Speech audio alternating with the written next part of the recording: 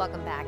This month, I am taking a deep dive into diets and our society's obsession with weight loss. Last week, we explored the reasons diets don't work and why it's not your fault. And in this week's Your Best Life, we take a look at diet culture, what it is, and why it's so damaging.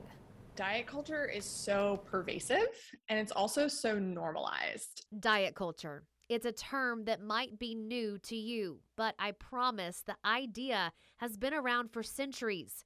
And when you look closely, you'll see it everywhere. To be thin is to be seen as morally superior, better than people who are in larger bodies. Registered dietitian, nutritionist, and certified intuitive eating counselor Alyssa Rumsey says diet culture is a system of beliefs that equates thinness and smaller bodies to health, happiness, worthiness, and respect. We don't pop out of the womb with like this idea that big stomach is gross or that cellulite's disgusting. We're taught these things. We're all swimming in this diet culture. And so these are things that we're taught in a variety of ways, basically from the day we are born. Even if we are not fat, we are still being oppressed by diet culture. Dr. Sabrina Strings is an associate professor of sociology at UC Irvine and the author of Fearing the Black Body, The Racial Origins of Fat Phobia. Strings says diet culture oppresses us all, but especially women. When we think about diet culture, those individuals who are centrally implicated are women. And the reason for that is that we are the ones who are largely being judged on the basis of our appearance as opposed to our achievements. According to the National Eating Disorders Association, diet culture can perpetuate eating disorders. Strings agrees. We have to acknowledge the reality that there are those individuals who take dieting extremely seriously. They take it to an extreme of anorexia or bulimia. And these are growing problems. We often talk about the fact that overwhelmingly it's young women who are anorexics or bulimics, and these have tremendous negative health effects. But there's a growing proportion of young men who are becoming anorexic or bulimic. By some estimates, there may be as many as 40% of individuals with eating disorders who are now young men. And I say this because I want to make it clear that all of us need to be invested in this fight. Diet culture takes value away from people. Amanda Taylor has been in treatment for an eating disorder for the last 5 years.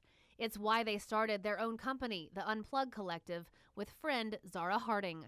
I was suffering and I wanted to give space to people who were suffering too. The college students know firsthand how damaging diet culture can be. In order to be worthy of all of these different things that create joy and satisfaction in our lives, you have to look a certain way.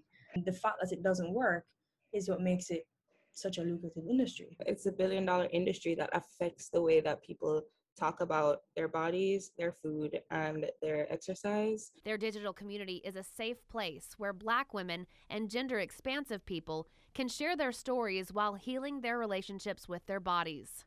Now their Instagram page has more than 56,000 followers. Posts focus on mental health, anti-body discrimination, deconstructing fat phobia, and diet culture. We're a community space that is saying, here you can be valid, and there is another life that you can live, and here is a community of people who will validate you and will accept you. String says online groups like this one are a great place to start when it comes to healing, but we need action too. What we need to start doing is, organizing, gathering ourselves, and thinking about the ways in which we want to live differently from the way in which we've been living for the past at least 20 or 30 years.